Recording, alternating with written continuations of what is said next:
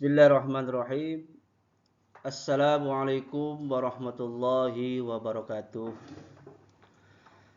Bismillah, alhamdulillahirabbil alamin wa bihi nasta'inu ala umuri dunya waddin. Wassalatu wassalamu ala asyrafil anbiya'i wal mursalin sayyidina wa maulana Muhammadin wa ala alihi wa sahbihi ajma'in, amma ba'du. Apa kabar anak-anakku semua? Semoga kalian dalam keadaan sehat.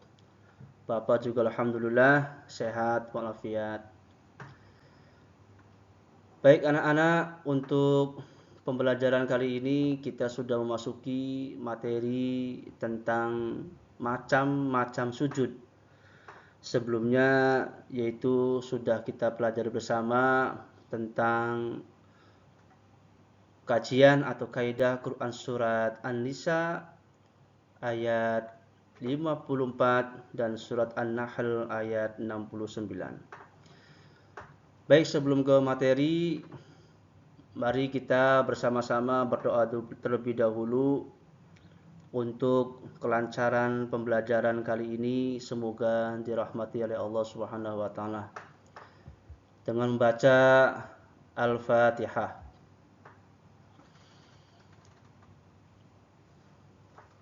Terima kasih.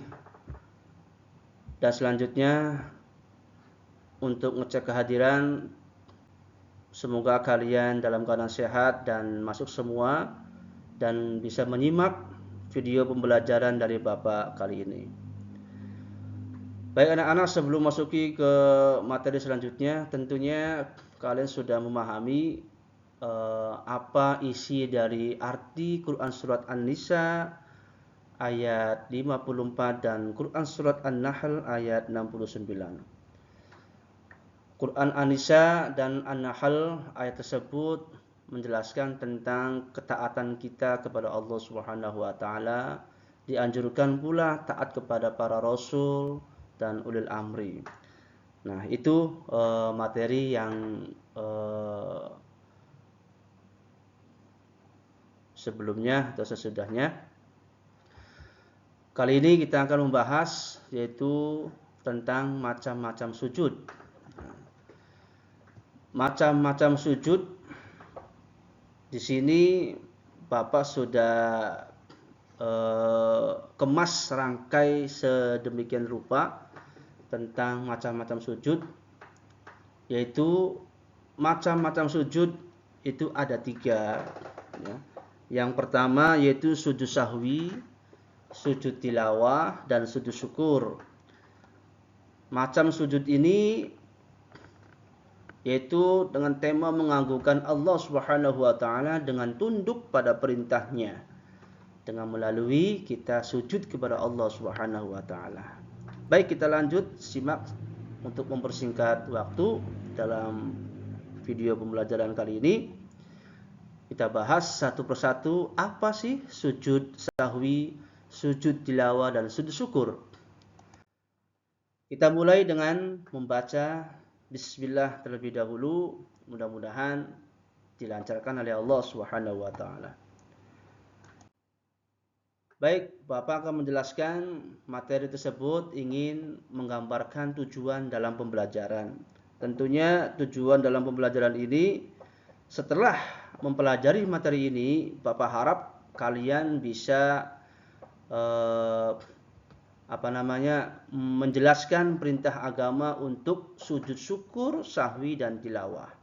Kemudian melalui pembelajaran Discovery ini juga kalian dapat menjelaskan tata cara sujud sahwi, tilawah, dan sujud syukur juga sebagai sikap patuh terhadap aturan Allah Subhanahu wa taala. Kemudian yang ketiga, dengan pembelajaran melalui diskusi, kalian juga atau Anda bisa menjelaskan hikmah melaksanakan sujud syukur, sujud sahwi, dan tilawah. Kemudian yang terakhir, melalui metode ini juga pun kalian bisa mempraktikkan sujud sahwi, tilawah, dan sujud syukur sesuai dengan ketentuan yang dilaksanakan oleh secara dengan cara metode pembelajaran demonstrasi. Itulah tujuan pembelajaran, nak ya. Harus kalian pahami supaya kalian bisa mencermati dan bisa menjelaskan bahwa memahami apa arti bentuk dari sujud tiga macam itu. Outline pembahasan dalam PPT melalui pembelajaran ini mencakup tentunya menjelaskan sujud sahwi dan tata caranya, kemudian yang kedua menjelaskan sujud syukur dan tata caranya, kemudian yang ketiga menjelaskan sujud tilawah dan tata caranya. Yaitu dalam arti mengagungkan Allah Subhanahu wa taala dengan tunduk pada perintahnya. Kata kuncinya yaitu adalah sujud, sahwi, tilawah, syukur, sholat, ayat sajadah, dan nikmatnya. Pengertian dari sujud, sujud itu adalah suatu gerakan di dalam sholat, di mana jidat itu ini ya, yang jidat ini. Kedua lutut, kedua telapak tangan, ya, dan ujung kedua jari kaki menempel pada alas sholat. Nah, itu arti dari sujud. Sujud menggambarkan penghambaan dan kepasrahan diri kepada Allah Subhanahu wa taala. Manusia bersujud hanya kepadanya. Pada sesama manusia kita diperintahkan untuk saling menghormati. Kaki, lutut, telapak tangan, dahi menempel semuanya di atas alas. Hal ini menunjukkan kepatuhan, ketundukan, dan kepasrahan kepada Allah Subhanahu wa taala. Setiap sholat memiliki aktivitas sujud, kecuali sholat jenazah. Pada setiap sholat fardu kita melakukan sujud sebanyak 34 kali setiap hari. Coba kalian hitungkan saja. Benar apa enggak 34 kali ini? Semakin banyak sholat sunnah yang dilakukan, semakin banyak jumlah sujud pula yang dilakukan. Itu gambarnya orang yang sedang sujud, gambaran dari taat kepada Allah melalui sujud yang Bapak ambil dari gambar ini yang kalian lihat ya, tuh gambarnya. Kemudian keajaiban sujud, ternyata sujud itu ada keajaibannya. Keajaibannya itu adalah aliran darah hanya dapat menyebar ke seluruh bagian otak hanya dalam keadaan sujud. Penelitian tersebut akhirnya membuka hatinya untuk mendapat hidayah, yaitu mengakui ketinggian dan kebenaran ajaran Islam, Quran sepanjang masa, karena ayat-ayat baru bisa dibuktikan ibtek terakhir. Pembuktian adalah sujud itu merupakan ada suatu keajaiban dari Allah. Darah kita mengalir, dan kalau sudah mengalir ke seluruh tubuhnya dengan lancar, tentunya otak kita dan tubuh kita pun akan menjadi sehat. Otakmu seperti seorang yang sedang sujud. Lihat gambar ini, Justru kenapa perlu akal itu digunakan untuk berpikir dan memilih lagi jalan keburukan. Makanya Bapak ambil dari gambar yang sujud, tuh ada banyak sujud. Ternyata gambaran otak pun yaitu seperti orang yang sedang sujud. Nah, tuh ya gambarnya kalian lihat ya. Nah, terus kita bahas tentang sujud syukur. Sujud syukur itu sujud ketika mendapatkan nikmat atau terhindar dari musibah. Nikmat apa? Ya, sujud syukur itu sujud yang dilakukan sebagai tanda terima kasih kepada Allah atas karunia-Nya berupa keberuntungan, keberhasilan, atau karena terhindar dari bahaya atau kesulitan. Ketika kita hendak dapat perlindungan dari Allah Subhanahu wa taala, seharusnya dapat musibah, kita enggak dapat musibah, itu merupakan disunahkan untuk sujud syukur karena merupakan merupakan pertolongan dari Allah Subhanahu wa taala. Nah, ini tuh. Ini gambar Bapak ambil ketika dalam permainan sepak bola. Mungkin mendapatkan suatu keberuntungan, kemenangan, mereka bersujud. Dan ini merupakan sujud syukur. Nah, sujud syukur ya. Nah, itu jadi sujud syukur itu gambarannya sujud yang mana ketika kita mendapatkan suatu anugerah nikmat dari Allah Subhanahu wa taala. Dan hukumnya sujud syukur itu adalah sunnah, boleh dilakukan dan boleh tidak. Ya, kalau misalkan sunnah ya bagusnya dilakukan biar dapat pahala. Tuh, permohonan syukur atas perintah dari Allah Subhanahu wa taala, mereka bersujud dan mengadukan merahmati nikmat-nikmat dari Allah Subhanahu wa taala. Dalil sujud syukur tentunya ada dari Rasulullah sallallahu alaihi wasallam, Nabi sallallahu alaihi wasallam kana idza atahu amru yasurruhu ay basyiru bihi kharaja sajidan syukran lillah. Ini diriwayatkan dari Abu Dawud dan At-Tirmidzi.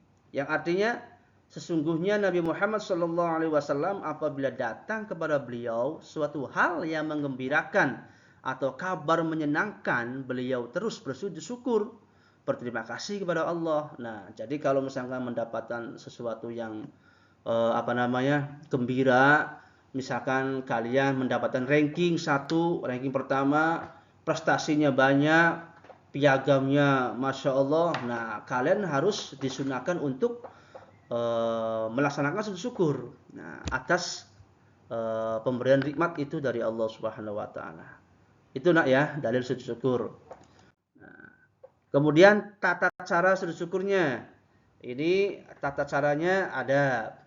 Sujud syukur dilakukan sama seperti sujud tilawah, yaitu cukup sujud 1 kali saja. Nah, boleh 2 kali sampai 3 kali pun boleh. Nah, nikmat hal ini dilakukan karena mendapatkan nikmat atau terhindar dari bahaya. Adapun tata cara sujud syukur ini, ya pertama ya kita disunahkan untuk mencari kiblat atau syukur menghadap kiblat langsung ya, karena kiblat itu merupakan tanda kita menentukan penghambaan kita kepada Allah Subhanahu wa taala. Kemudian niat, lalu takbiratul ihram. Yang kedua sujud, lalu membacakan bacaan sujud syukur. Ya, kemudian duduk kembali lalu membaca salam. Bacaan sujud syukur itu ya seperti bacaan tasbih ya, yang berbunyi subhanallah walhamdulillah wala ilaha illallah wallahu akbar. Itu bacaan sujud syukur ya. Itu bacaannya subhanallah walhamdulillah wala ilaha illallah wallahu akbar. Tuh, Bapak sudah cantumin. Ya. Dilanjut wala haula wala quwata illa billahil aliyil azim. Ini gambaran bacaan sujud syukur. Tuh, begitu ya. Kemudian sujud sahwi. Sujud sahwi itu apa sih Sujud sahwi itu sujud ketika terjadi khilaf dalam ibadah sholat. Nah, mari kita simak. Nah, di sini ulama sepakat, seluruh madhab sepakat bahwa yang meninggalkan atau kelebihan salah satu kewajiban sengaja maka sholatnya menjadi batal. Contoh, lupa dalam jumlah rakaat sholat. Nah, misalkan seharusnya sholat zuhur itu sudah hampir 4 rakaat, tapi ketika mau selesai di pikiran benak kita itu terngiang-ngiang, ini sudah berapa ya? Nah, ini berarti ragu. Seharusnya selesai, nah kita malahan nambah 1 rakaat lagi. Nah, ketika itu selesai mau salam atau sebelum salam, selesai kita membaca tahiyat akhir, baru kita melaksanakan atau melakukan sunnah sujud sahwi. Nah, dan jika meninggalkan kelebihan dan ragu-ragu karena lupa, menggantikannya dengan sujud sahwi yang tadi Bapak katakan di awal ya, itu karena lupa ya jumlah rakaat salatnya. Nah, bacaan salatnya nanti ada. Nah, karena sujud sahwi sujud 2 kali yang dilakukan setelah membaca tasyahud akhir sebelum salam yang tadi Bapak jelasin di awal. Nah, sujud gambarannya sama seperti kita sujud salat tuh. Nah, cuman bacaannya beda. Nah, melakukan sujud sahwi hukumnya sunnah sama. Tadi kan sujud syukur sunnah. Nah, sekarang sujud sahwi hukumnya pun sunnah bagi seseorang pada waktu sholat ketika lupa. Karena yang namanya sahwi-sahwi itu adalah lupa, luput. Nah, itu namanya sujud sahwi.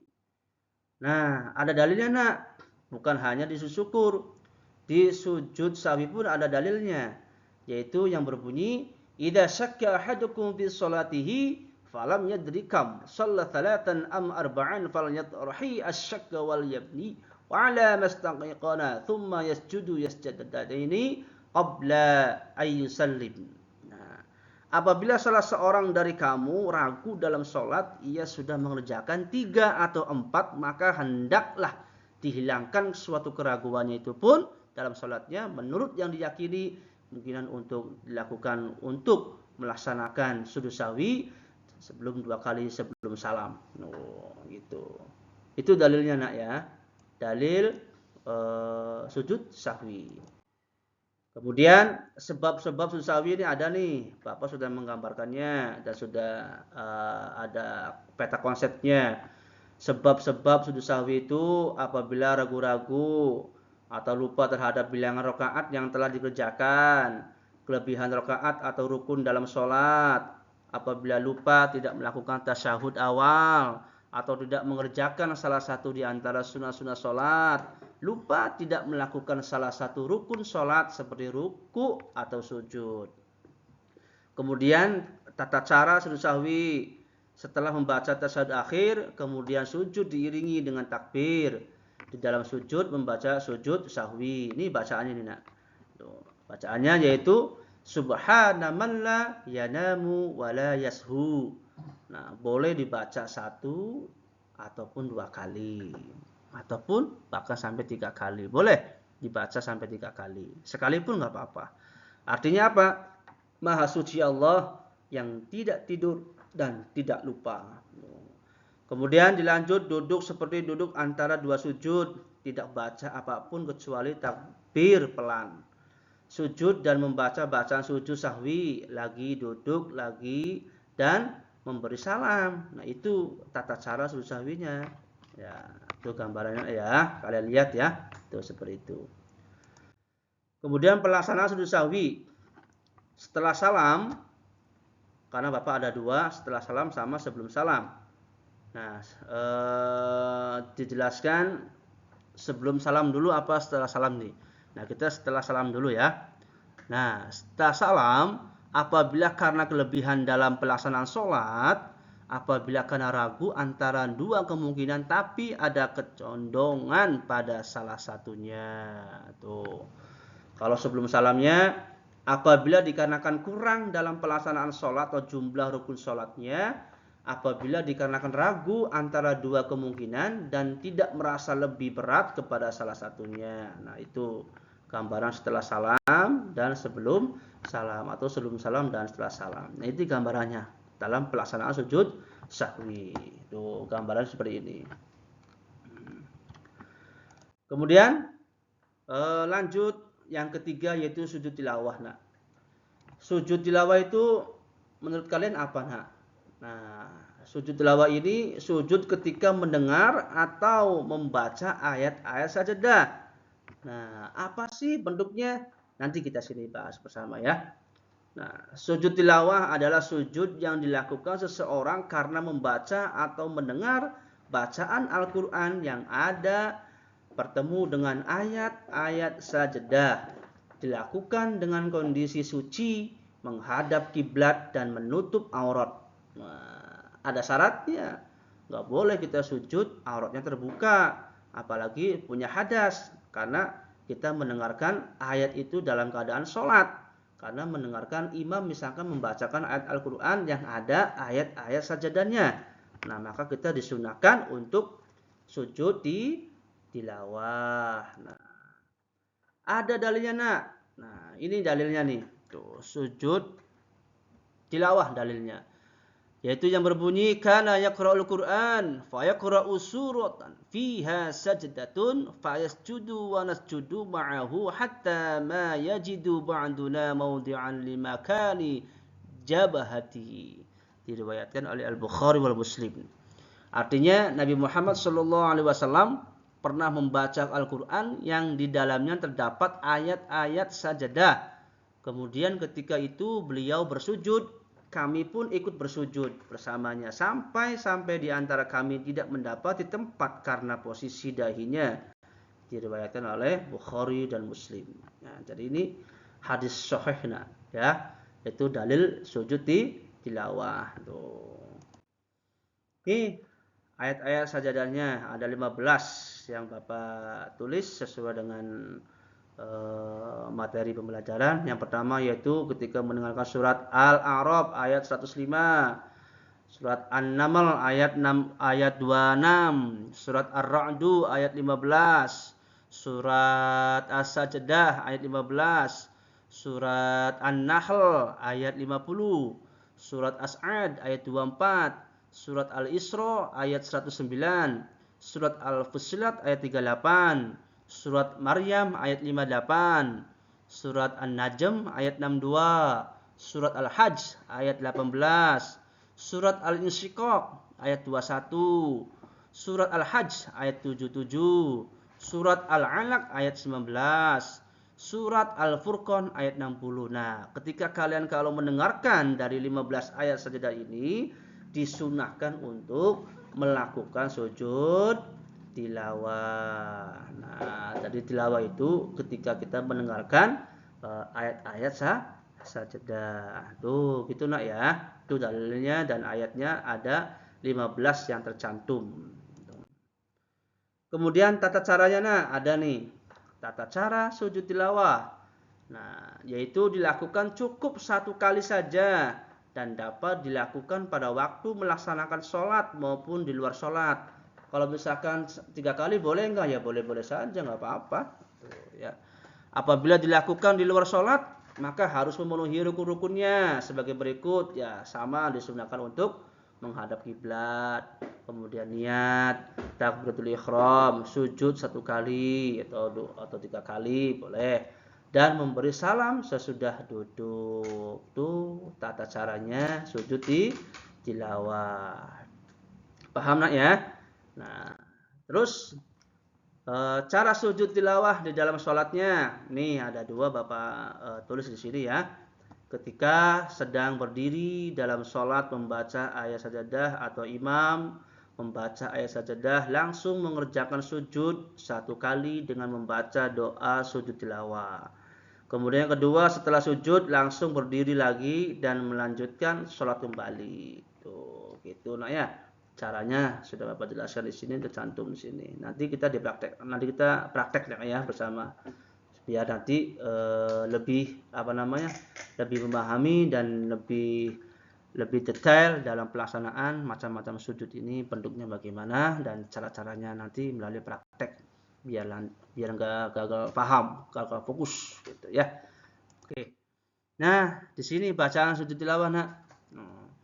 Yaitu sajada wajhiya lilladzi khalaqahu wa sawwarahu wa syaqqa sam'ahu wa basaruhu bihaulihi wa quwwatihi fatabarakallahu ahsanul khaliqin. Bersujud wajahku kepada Tuhan yang menciptakannya, yang membelah pendengarannya dan penglihatannya dengan daya dan kekuatannya. Maha agung Allah yang merupakan sebaik-baik pencipta. Nah, itu arti dari bacaan sujud tilawah. Tuh, nah bacaannya ya. Ini harus hafal nih kalian ini. Tuh, karena suatu waktu kalian pasti mendengarkan ayat-ayat sajadah. Kalau sudah mendengarkan ayat 15 yang tercantum dari bagian ayat-ayat sajadah itu, ya kalian harus baca sujud tilawah. Ya, seperti itu. Kemudian hikmahnya ada. Nah, kita melakukan hikmah sujud syukur, hikmah sujud sahwi, hikmah sujud tilawah, yaitu ada hikmahnya, ada manfaatnya. Yaitu manfaatnya apa? 1. Ya, di sini Bapak simpulkan, yang pertama manusia tidak boleh sombong dan angkuh walaupun punya kelebihan. Kemudian yang kedua, memahami bahwa setiap orang pasti pernah berbuat salah. Apabila seseorang mengakui kesalahan dan minta maaf, maka kita hendaknya memberi maaf. Kemudian yang ketiga, manusia tempatnya salah dan dosa sehingga ketika melakukan kesalahan hendaknya segera meminta maaf. Keempat, lebih menghayati bacaan dan makna-makna Al-Qur'an. Kemudian mendekatkan diri kepada Allah Subhanahu wa taala. Kemudian mensyukuri nikmat yang telah diberikan oleh Allah Subhanahu wa taala. Memperoleh kepuasan batin berkaitan dengan anugerah yang diterima dari Allah Subhanahu wa taala. Kemudian memperoleh tambahan nikmat dari Allah Subhanahu wa taala dan selamat dari siksaan-siksaan Allah Subhanahu wa taala. Tuh hikmahnya nak, Masya Allah ya. Kalau kita jalani meskipun hukumnya sunnah, ini Masya Allah hikmahnya benar-benar baik sekali dan bagus. Apalagi di poin 5 ini mendekatkan diri kepada Allah, nanti semakin dekat dengan Allah, semakin ingat kepada Allah, zikrullah. Nah, jadi sujud syukur itu sahwi dan tilawah hukumnya sunnah, meskipun sunnah kita laksanakan ya, kita kerjakan karena itu anjuran dari Nabi Muhammad, perintahnya langsung dari Allah Subhanahu wa taala melalui Muhammad sallallahu alaihi wasallam. Tuh, apabila dikerjakan mendapat pahala. Tuh, lebih baik dikerjakan nak ya, tuh daripada nggak mengerjakan nggak mendapat apa-apa nantinya ya. Tuh. Kemudian proyek bab ini tentunya kalian nanti menghafal alias menghafalkan macam-macam sujud ya. Ya, Bapak mungkin paling bacaan-bacaannya saja.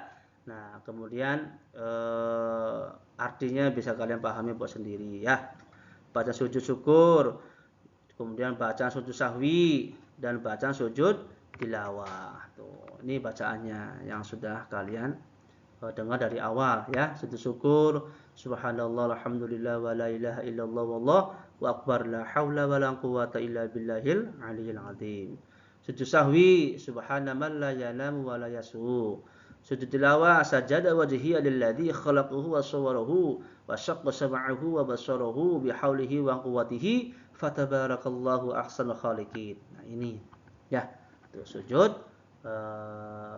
tilawah, sujud sahwi dan sujud syukur. Ya, selesai nak. Alhamdulillah. Nah, nanti kalian awas ya tugas proyeknya ya dalam bab ini ya, untuk dihafalkan bacaan sujud syukur, bacaan sujud sahwi dan bacaan sujud tilawah. Nah, itu nak ya. Nah, nanti selebihnya kita praktek bersama supaya bisa bagaimana tata cara sujud sahwi, syukur dan tilawah yang benar dan bacaan yang baik. Bagaimana nanti kita praktek ya. Nah, baik, itu saja yang dapat Bapak sampaikan materi pembelajaran lewat video ini. Mudah-mudahan bermanfaat dan bermanfaat pula bagi Bapak pribadi khususnya, dan bermanfaat pula bagi kalian semua yang mendengarkannya, khususnya murid Bapak ya. Amin ya Allah ya rabbal alamin. Mudah-mudahan diberkahi Allah Subhanahu wa taala. Baik, kita tutup dengan mengucapkan hamdalah. Alhamdulillahirabbil alamin. Kurang dan lebihnya mohon maaf. Wallahul muwaffiq ila aqwamit thoriq wal 'afu minkum. Tsumma assalamu alaikum warahmatullahi wabarakatuh.